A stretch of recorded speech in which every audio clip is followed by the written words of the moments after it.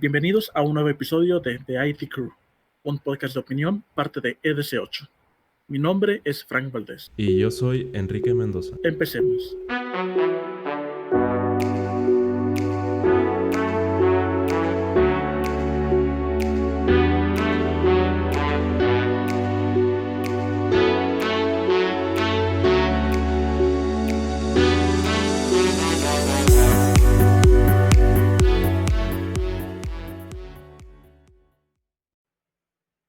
El episodio de hoy está patrocinado por nosotros. Mantener a un podcast vivo necesita recursos, y es por eso que creamos una cuenta en Patreon, de tal manera que con sus contribuciones podamos seguir creando material de calidad.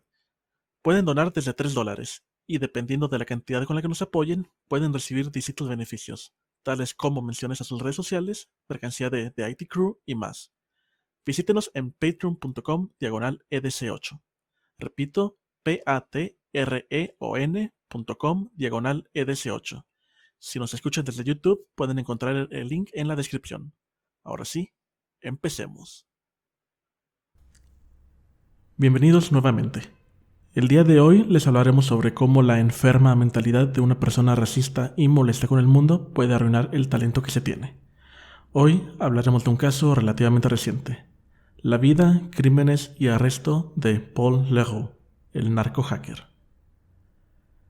Paul Leroux, también conocido como Paul Solowski Calder Leroux, John Bernard Bowlins, Jean-Paul Leroux y Johann William Smith, nació el 24 de diciembre de 1972 en el pueblo de Bulawayo, Rodesia, ahora llamado Zimbabue. Su certificado de nacimiento marca su nombre como desconocido y no hace mención a ningún padre. La identidad de su madre biológica es desconocida. A los 2 meses de edad fue adoptado por una pareja que vivía en Mashaba, y fueron ellos quienes lo llamaron Paul Calder Leroux. Sus padres adoptivos nunca le dijeron que era adoptado, aunque otros miembros de la familia se enteraron al pasar de los años. Tenía una hermana mayor y era amado por toda su familia adoptiva. Tras los eventos políticos de 1980 de Zimbabue, en el cual la minoría blanca perdió el poder, su familia se mudó a Sudáfrica para darle mejores oportunidades a Paul. Poco tiempo después, Leroux recibió su primera computadora a cambio de lavar el auto de su padre. Siendo adolescente, era descrito como alto, bien cuidado y guapo, aunque poco sociable y sin intereses en los deportes.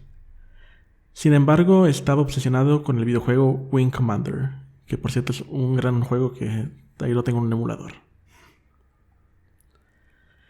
Entre los 15 y 16 años de edad, fue arrestado por meter pornografía. Que pues sí, en su momento, o sea, los 80, todo esto era, ¿cuál era la palabra? Inmoral. Entonces se consideraba de cierta manera un crimen. Su familia logró mantener el incidente en privado. Tras el arresto se volvió más cerrado. Aun siendo un excelente alumno, se negaba a aprender afrikaans, uno de los idiomas oficiales de Sudáfrica, ya que según él era una lengua muerta. Eventualmente dejó la escuela.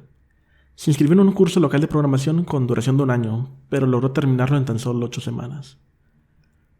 Tras regresar de las vacaciones familiares en los Estados Unidos a la edad de 17 años, Leroux decide abandonar Sudáfrica, partiendo hacia el Reino Unido 8 meses después.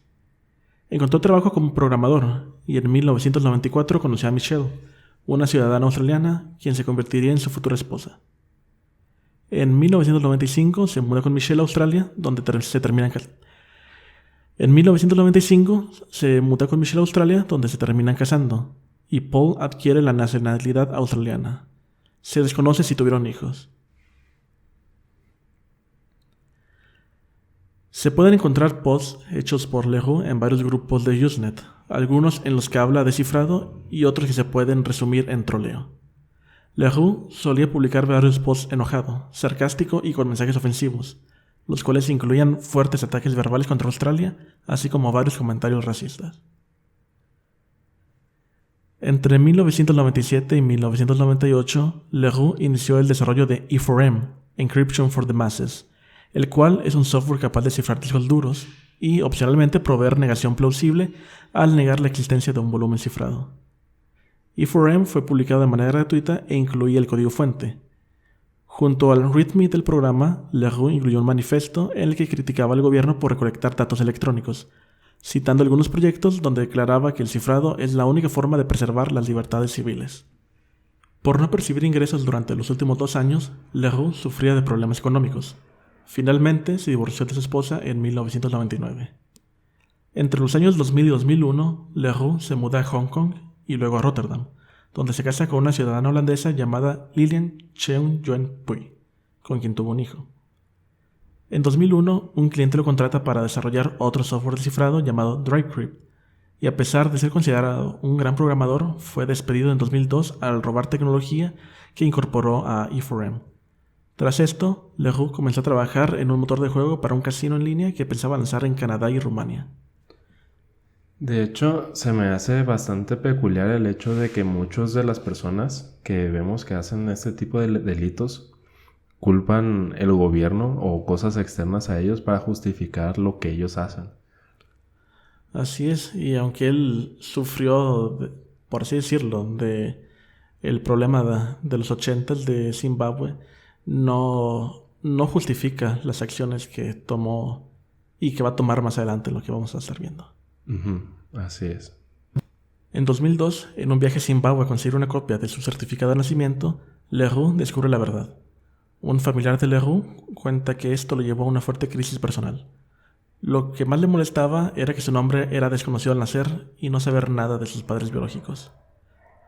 Alrededor de 2004, bajo el consejo de un abogado costarricense, Leroux abandona la idea que tenía su casino y creó una compañía para la venta en línea de medicamentos bajo receta llamada RX Limited.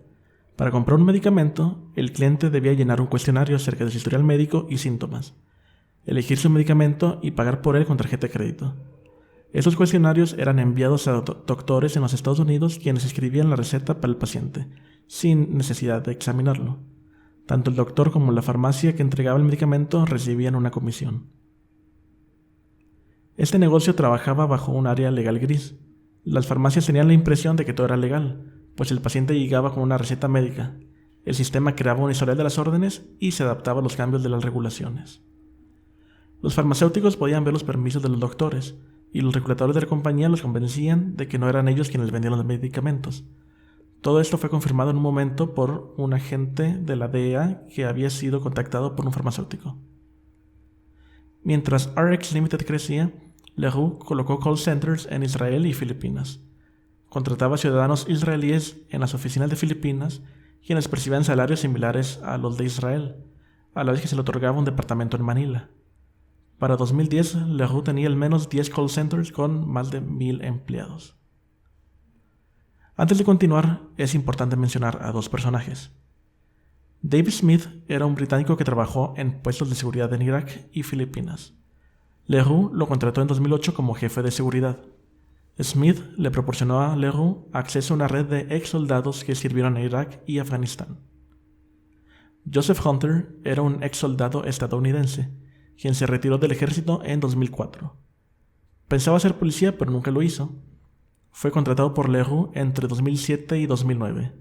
Inicialmente fue contratado para comprar y vender oro en Mali, pero en 2009 se convirtió en un guardaespaldas de Leroux. Estando una vez en contexto, continuamos.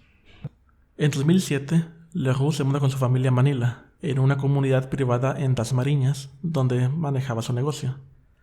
Habiendo notado el éxito de su compañía, Leroux decide diversificar su negocio y expandirse hacia las actividades ilegales. Estas incluían la tala ilegal de árboles, minado de metales preciosos, contrabando de oro, drogas y armas, y lavado de dinero. Operaba en distintos lugares, como Manila, Hong Kong, Colombia, África y Brasil. Varias de sus organizaciones contaban con ex soldados. De hecho, es bastante curioso el hecho de saber que bastantes del área de la tecnología es muy fácil pasarse al lado oscuro. Más de que tenemos acceso a información, acceso a cuentas bancarias y todo eso. Y es chistoso el cómo nos separa tanto la parte de nuestros derechos, ¿no? Esto porque muchos son capaces de agarrar esa información sin que otros se enteren y dices que la encontraste en internet o cosas así, que en muchas veces es cierto. Pero también es muy fácil pasarse a la parte ilegal. Pero por suerte me ha tocado tener varios compañeros que su ética moral ha sido bastante alta al momento de realizar su trabajo. Sí, esa brújula interna que tenemos que nos guía hacia el buen camino se puede desviar fácil y pues también por suerte no me ha tocado conocer a alguien que se desvíe, pero sí tenemos acceso a esta información que podría utilizarse para mal y que pues realmente es lo que pasa a alguien que, no sé, odia su trabajo, necesita dinero o algo, termina haciendo algunas acciones ilegales. Sí, pero regularmente la gente que necesita dinero o que odia su trabajo, muchas veces me he dado cuenta que es por cuestión de ellos. Porque como últimamente ha sido tanta la necesidad en la industria tecnológica y ha crecido tanto todo esto en la cuestión de tecnología que es muy fácil encontrar lo que amas. Por ejemplo, yo nunca creí que me iba a encantar la programación y ahora casi programo por hobby. Sí, así nos pasa. Pero bueno, continuemos. Entre septiembre de 2007 y 2008, Leroux gastó $12 millones para asegurar tierras de cultivo que el gobierno zimbabuense había confiscado a los granjeros blancos en los 80. Su plan era traer nuevamente a granjeros blancos. Se presume esto era porque él quería ver Zimbabue bajo, nuevamente, el control de los blancos. A inicios de 2008, Leroux empieza a cubrir sus huellas. Operaba por medio de varias empresas fantasmas en distintos países y utilizaba identidades falsas ya mencionadas en el inicio de este episodio. Fue en estas fechas que se reporta haber usado la violencia para intimidar a sus oponentes. En este caso, ordenó quemar la casa de su empleado y primo, Matthew Smith, tras una disputa. A través de uno de sus negocios, Leroux suplía también de AK-47 a las milicias somalíes en abril de 2009. En 2008, David Smith contrata a Bruce Jones para comprar un barco en Turquía, el cual debía de ser llevado a Filipinas, hacia otra compañía de Leroux, La Plata Trading. Jones compró entonces el Captain Ufuk y partió hacia Indonesia. Ahí cargó cajas con armas con su destino final siendo Filipinas. Jones recibió un certificado que decía que las armas eran para el Ministerio de Seguridad Interna y Protección Civil de Mali. En realidad, el cargamento era para La Plata Trading, quien después las vendería a los rebeldes en el sur del país, incluyendo el grupo terrorista islámico Abu Sayyaf. Mientras Jones se acercaba a su destino, se le ordenó que retrasara su llegada al puerto. Se ancló por varios días cerca de la costa de Mariveles, a 3 horas de Manila. El 19 de agosto de 2008, Jones le pidió a su jefe poder volver a tierra, pues su esposa daría pronto a luz. Enviaron un yate en el cual venían su reemplazo, Lawrence Byrne y Smith, además de una lancha. Cargaron 16 cajas de armas en el yate, el cual fue llevado a tierra por Hunter, quien estaba en el barco. Finalmente, Jones regresó a la bahía de Subic en la lancha. Un pescador local alertó a las autoridades al sospechar sobre el barco. Al día siguiente, la Guardia Costera Filipina llegó al Captain Ufuk, donde encontraron 20 cajas sin marcar, que al no poder ser verificadas por el manifiesto de carga, fueron confiscadas, encontrando rifles de asalto indonesios Pindad SS-1. El capitán Byrne fue arrestado, pero yo estando bajo fianza. En diciembre de 2004 fue sentenciado in absentia por 8 años, que yo no sabía que se podía juzgar a alguien en ausencia de esa persona. Es posible dependiendo de los cargos. Sí. Hasta el día de grabación de este episodio, Lawrence John Byrne continúa prófugo. Jones decidió ocultarse, pero en septiembre de 2008 se entregó a las autoridades. Acordó cooperar con la condición de ser colocado en un programa de protección de testigos. Recibió numerosas amenazas de muerte y observaba a personas que aparentemente lo vigilaban. Nunca recibió la protección que solicitó. El 21 de septiembre de 2010, Jones y su esposa se encuentran con un amigo, John Nash, y la esposa de este, en un centro comercial de Ángeles, al norte de Manila. De regreso a casa, Jones recibió disparos fatales por 2 asesinos a motocicleta. Su esposa fue herida por una bala, pero sobrevivió. El 20 de junio de 2012, Joe Frank Zúñiga, abogado de Jones, se reunió con un cliente.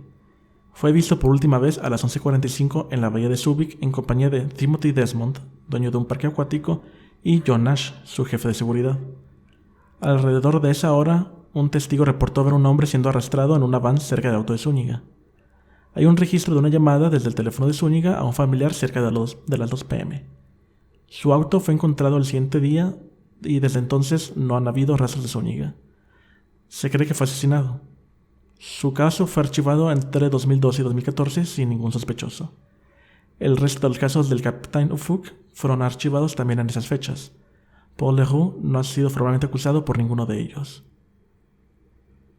En 2011, Leroux empieza a sospechar que David Smith le robaba drogas y oro de sus cargamentos, por lo que lo manda a asesinar, quedándose Joseph Hunter con su puesto. Alrededor de ese mismo año, Leroux empieza a desaparecer por largos periodos. Cuando las autoridades estadounidenses se le acercaban, se mudó temporalmente a Río de Janeiro, de donde planeaba su siguiente movimiento. Leroux tenía una amante brasileña con quien tuvo un hijo, por lo cual no podía ser extraditado bajo las leyes de Brasil. Leroux reclutó a la agente de bienes raíces Catherine Lee, de las Peñas Siri, Filipinas, para comprar una propiedad vacacional en Batangas, por lo que le pagó 50 millones de pesos filipinos, que son alrededor de 3 millones de dólares, como adelanto. Lee reclutó a un asociado desconocido para hacer el trato. Sin embargo, este huyó con el dinero.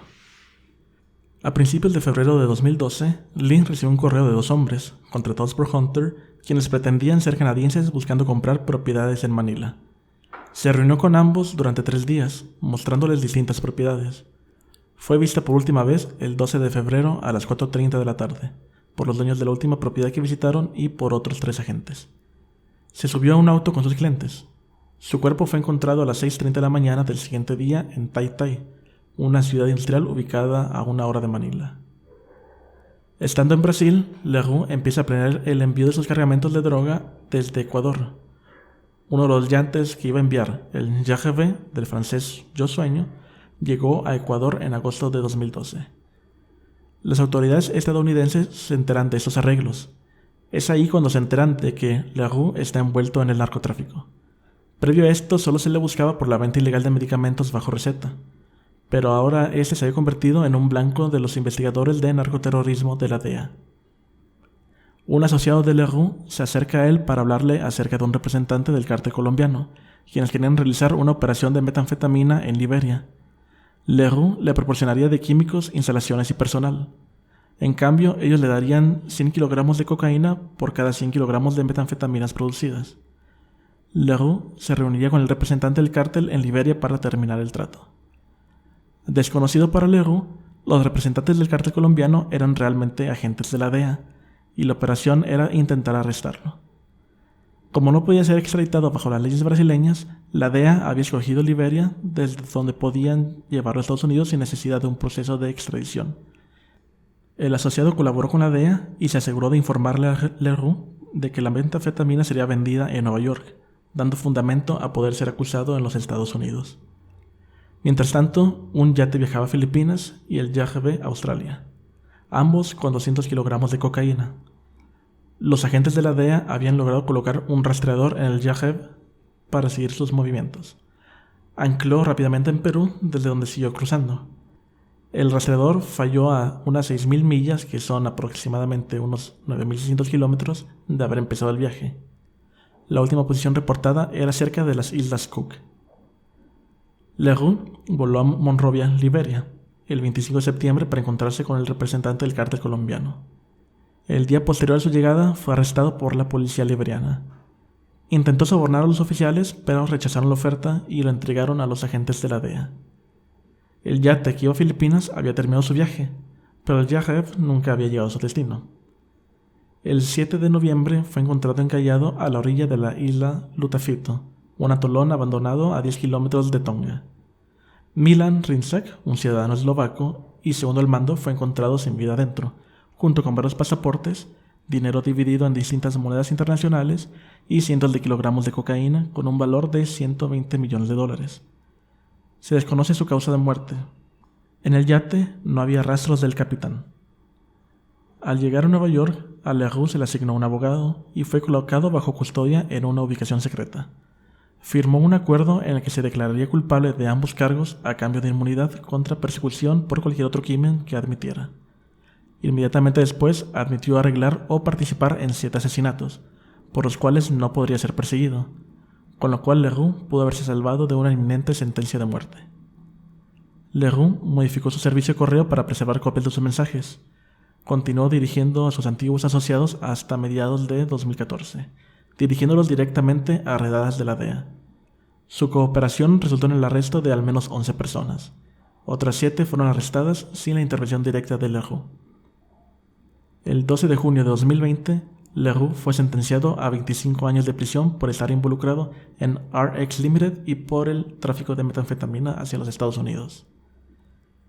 El 31 de mayo de 2016, Joseph Hunter fue sentenciado a 20 años de prisión por estar involucrado con Paul Leroux, pero después se le conectó con el asesinato de Catherine Lee, por lo cual recibió adicionalmente una cadena perpetua en 2019.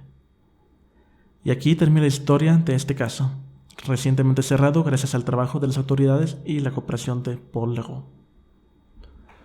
No sé si te recuerda algo este caso a un poquito al Avatar. No sé si conozcas el anime. ¿A cuál? El Avatar. El Avatar, la serie animada. La serie animada, sí. La leyenda de Aang y la de Korra. Ajá. Ya ves que desde pequeño se ve que tiene ideas bastante intensas sobre sus creencias de la supremacía blanca y todo eso, ¿no? Sí. Y de hecho se ve... La razón por la que me gusta el Avatar es porque... Digo, aparte de ser una gran animación. Aparte de ser una gran animación, es que cuando llevas una idea a tal extremo que estás... que se vuelve ley para ti, es capaz de algo bueno convertirlo en malo, ¿no? Entonces, si buscaba como la integración de personas de color blanco a un área, pues, que principalmente son morenos, a pesar de que pudiera ser bueno, entre comillas, los llevas a tal extremo en el que comienzas a culpar a las personas sin tener algo físico, ¿no? Que te diga que esta persona es mala. Sino simplemente la discriminas por su color de piel, por cómo se ve. Sí, y pues no hay que ver una serie animada como para darse cuenta de que esto es algo de lo que es culpable muy seguido a Estados Unidos, en el que desde cientos de años atrás se consideraba a las personas de color, como eran llamadas, inferiores a las personas al punto de no ser considerados seres humanos al mismo nivel que ellos, y creer que son violentos, que no son educados, etc. Y ese pensamiento lo confirman, entre comillas, ellos cuando una persona afroamericana comete algún crimen. Dicen, ven, por ser de esta raza es que es violento, por ser mexicano es que es flojo. Incluso racismo que no es negativo, entre comillas, aunque sí lo es. Decir que una persona asiática es inteligente o que una persona blanca no puede cometer terrorismo. Sí, aunque, bueno, regularmente el estereotipo nace pues de que muchas personas comparten un atributo en común, ¿no? No necesariamente todos entran en esta área. Y en muchas ocasiones está bien, otras está mal entrar en un estereotipo, porque así es más fácil, por ejemplo, a comediantes llegarle a más gente. Cuando agarran un molde de personas que comparten ciertos atributos, que básicamente vendría siendo un estereotipo, pero así en el mundo del marketing le dicen un target, ¿no?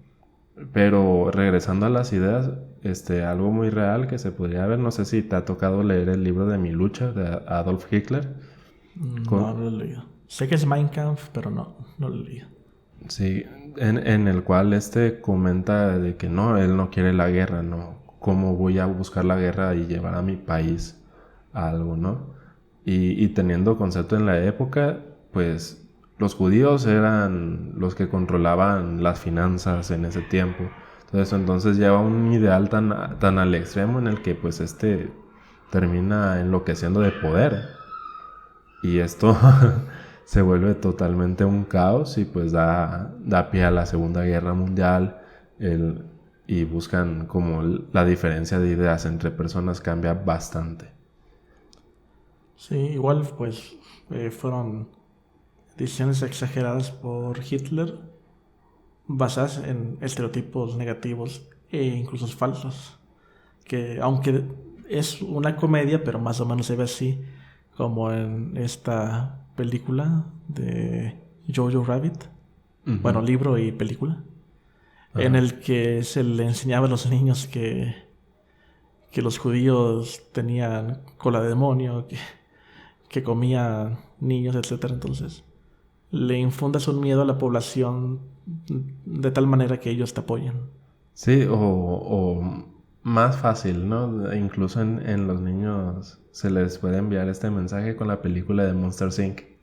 Que decían que los niños volaban y tiraban rayos con sus ojos láser, ¿no? Sí, Entonces, es bastante fácil entrar a este tipo de situaciones y la verdad es una pena que exista este tipo de situaciones en el mundo porque literalmente limitamos nuestro progreso, ¿no? El hecho de que lo hablamos en otras partes, como en el capítulo anterior de Ada Lovelace, en el cual solo por el hecho de ser mujer no tomaron sus descubrimientos en serio. así es. Y también volviendo aquí en el caso de Paul Leroux, pues era un gran programador, creó un software descifrado que si lo buscas todavía existe, todavía está arriba. Claro que pues ya no es para Windows 10 ni nada de eso. Ujú. Eso fue en el 94. Eh, o sea, dejó la escuela, pero terminó un curso de programación que debe durar un año en 8 semanas. Y pues, insiste, es el 94, no es como ahorita que tenemos Stack Overflow para cualquier duda y podemos terminar un curso en Udemy que son 400 horas, aventarlo lo más rápido posible. En los 90, o sea, era un tiempo distinto donde no tenías esa facilidad. Sí, de hecho bueno, se ha visto en la historia que los genios no entran en la misma categoría que la gente normal, ¿no? Porque igual en esos años la forma de estudiar pues era de aprender lo necesario para producir y vete a trabajar. Y, Bueno, todavía. y todavía siguen con eso, o sea, no se ha actualizado y se ha visto durante esta pandemia en el que ya se necesita actualizar los métodos de aprendizaje y cuando las escuelas no avanzan, pues hay proyectos externos, ¿no? Como dices, Udemy, que básicamente aprendes lo que buscas y puedes trabajar de lo que amas. Que lo bueno es que, o sea, estudias algo especializado, no es como que un curso general como en una escuela. Que no dejen la escuela, sigan estudiando, pero también es bueno que tomen cursos y certificaciones. Sí, y más que nada, pues la parte social es la parte que siempre se va a necesitar, independientemente de la parte social y la parte de guardería. Que por más que actualicemos este, el método de estudio, siempre se va a necesitar que alguien cuide a los niños o a los jóvenes mientras los Sí, padres trabajan. sí, o sea, ya es mucha cuestión de política, no... ni el presidente actual, ni el anterior, ni el siguiente, ni los demás van a acabar con la pobreza porque es necesaria. Sí, de hecho, ponle tú que sea la parte esta del, donde la pobreza que nosotros tenemos en México sea erradicada, pero ¿cómo la vas a erradicar? ¿Dándole dinero a los pobres? Discúlpenme los que están escuchando y va a sonar bastante fuerte, pero la mayoría de las personas que he visto de bajos recursos que sobresalen ha sido por medio del estudio. Que de hecho lo que mencionas es interesante. Yo estoy a favor de el salario básico universal. Ujú. Pero claro, no es como darle 20,000 pesos al mes a alguien que no hace nada, sino Sí, ponderar los costos de vida como debe de ser, si tiene hijos, etcétera, y darle el salario básico que necesita para vivir. Sí, obviamente no estoy diciendo que los pobres son pobres porque quieren, o todo eso. Más que nada yo estoy comentando que para sobresalir pues es necesaria la educación, pero creo que como obligación del gobierno es indispensable que cualquier trabajo te dé las posibilidades de tener una vida digna. Así es. Sí, eso de trabajar, digamos, en algún local de comida rápida, para no decir nombres, donde el salario ese es mínimo, Ujú. la verdad apenas alcanza para sobrevivir, no para vivir. Así es. Y, y ese salario, de hecho, creo que es bajo también porque está considerado para, por ejemplo, comida y todo eso. Pero no creo que se tome mucho en cuenta si la persona debe tomar transporte público, no sé, 4 camiones, incluso 6 camiones tal vez en un día, depende de dónde vivas, metro, etcétera. Entonces mucho dinero se te va en algo, por como puede ser el transporte. Así es. Y, y de hecho, como siempre he dicho, la parte más importante de nosotros es, yo estoy de acuerdo que mis impuestos, lo que me quitan está bien, pero que vayan a los lugares necesarios, que si están los enfermos, que atiendan bien a los enfermos, que atiendan bien a las personas de edad avanzada. Sí, aunque pues esos ya son los problemas de la corrupción y otras cosas. En teoría, el dinero de nuestros impuestos debería servir para mantener a un país de manera apropiada, pero desgraciadamente no aplica en la vida real. Sí, y de hecho, pues muchas veces no vamos a estar bien con las ideas que toma el gobierno, ¿no? Y es la parte mala del gobierno en la que pues van a tomar decisiones que no nos van a gustar a todos, pero alguien la tenía que tomar, porque tienen que polarizar una idea en la cual se basan en algo tan complejo.